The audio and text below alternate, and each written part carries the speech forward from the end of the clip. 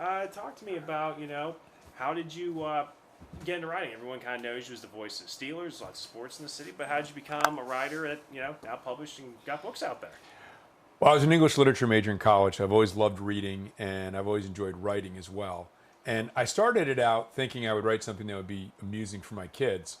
But by the time 10 years later I finished writing the book, my kids were already through college. So it took longer than I expected, but it's been a wonderful journey. All right. So is this something that, like you said, so you've always kind of wanted to put together like a novel and everything like that then?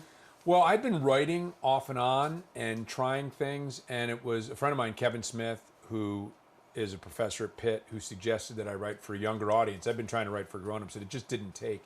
And when I started doing that, I mean, first of all, when I started writing, I couldn't stop. And then the other thing is it brought back to me the memories of what turned me into a reader, which is middle grade fantasy books, fifth grade, sixth grade, Narnia Chronicles, Prydain Chronicles, The Hobbit, all the books that turned me from a reader of the Hardy Boys and sports books into a reader with hopefully a broader palette. And fantasy was, and that age was really what brought that about.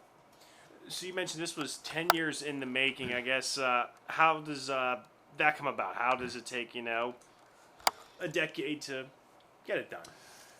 Well, a couple things. First of all, I had no idea what I was doing. that was part of it. And then secondly, it just takes longer than you think. I mean, it takes a long time to write a book. I'm sure people that get better, and the second book I've written, which is coming out in January, took me considerably less time. But you have to learn how to write like a novelist and not learn how to write like a journalist. They're different kinds of writing. So I think that was part of it. There were just a lot of different things, a lot of techniques in writing that just when you're not well versed in it, it just takes a while to do. It takes time, and so it took me longer. That was kind of my learning process. Was that first book?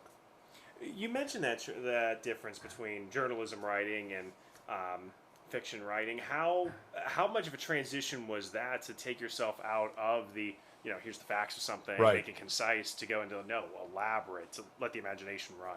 Yeah, it took a while, and then once you get the hang of it, I think you get better at it. But what they always say in writing as a novelist or writing a book is to show, not tell. And in journalism, we tell. He was tired, he sat down. In writing, it's, he staggered across the floor and threw himself into a seat, and that sort of thing. So, I think once you get the hang of it, you get better at it. But it's also sort of scrubbing the memory of what you've done for, a couple decades as a journalist.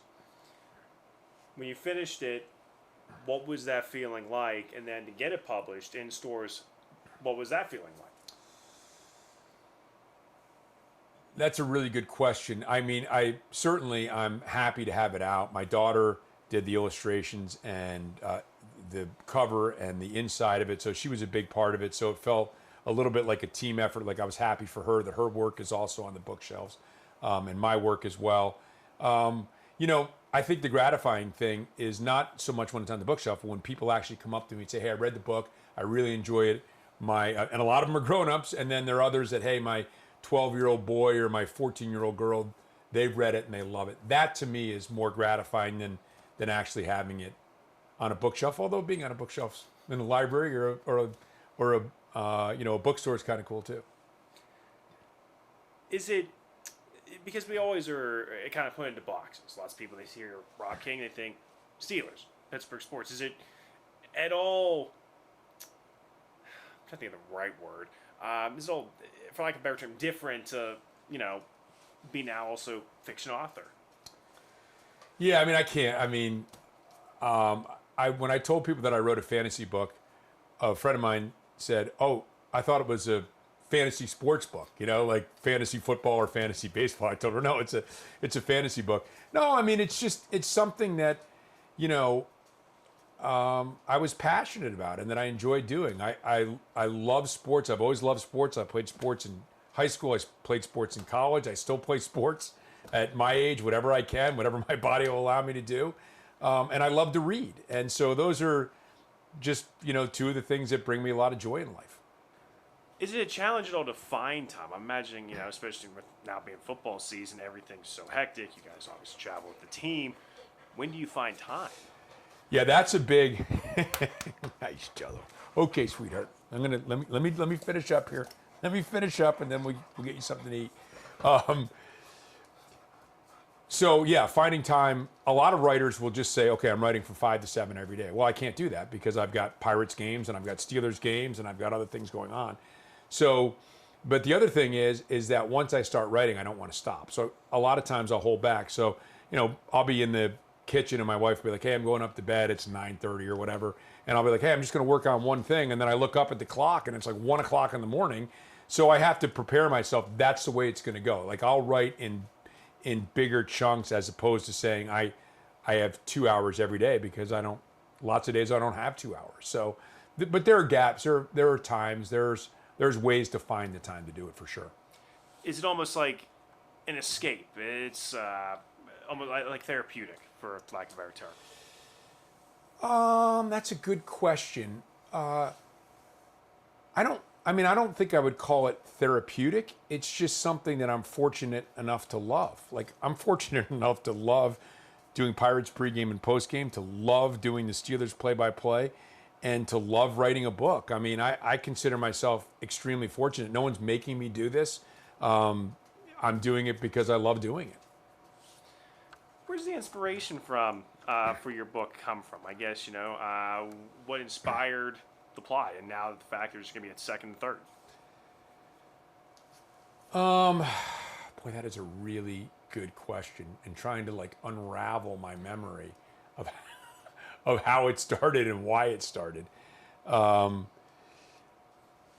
It actually started for me with someone that's not even the main character of the book. He's let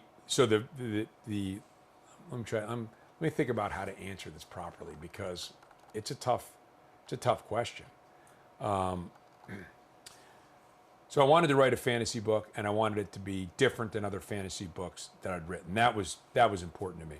So it's 5 kids from 2 different worlds, including our world. There's a girl who's you can probably tell is a Steelers fan. The boy's a Pirates fan. You can probably tell that from the cover of the book. Not the boy being the Pirate fan, but the girl being the Steelers fan. So I wanted to bring Pittsburgh into it. I wanted to bring different elements of different mythologies that aren't in a lot of fantasy books. So I did a lot of research, and where the actual spark and beginning was, it's difficult to tell, but I just wanted to do something that was different that hadn't been done before, and I hope that's what I've done. But it's also, it's at the same time I say that, but it's like it's meant to be familiar and comfortable at the same time. Like a lot of fantasy is. That's a really good question. Like I hadn't really thought about that, to be honest with you. I guess for fun here, which would you rather be known as? Rob King, the author, or Rob King, the voice of the Steelers, Pirates post and pregame? I mean, I think I understand the question, but like I don't really know if I want to be known as anything. I just like doing what I'm doing. You know what I mean? It's like I said, I like being the Pirates guy. The Steelers, it's been absolutely wonderful, and I love writing books, and if I come across something else I love doing, I love playing golf. No one's going to know me as Rob King the golfer, though, I promise you that. Anything else you'd want to get out there? Anything else you want to get out there to audiences about your writing, your book, how this all came to be? I just hope people, and this is something that I talk about with libraries and stuff, I just like to see more kids reading. I just think that, the reading, from what I understand, I haven't done any studies, obviously, myself, but there's fewer kids reading now than ever before, and I just think that's a shame. I would love to see more kids pick up a book, and frankly, if a kid ever picked up this book and 30 years from now still remembered this the way that I remember the books that I picked up when I was a kid, then mission accomplished. Perfect.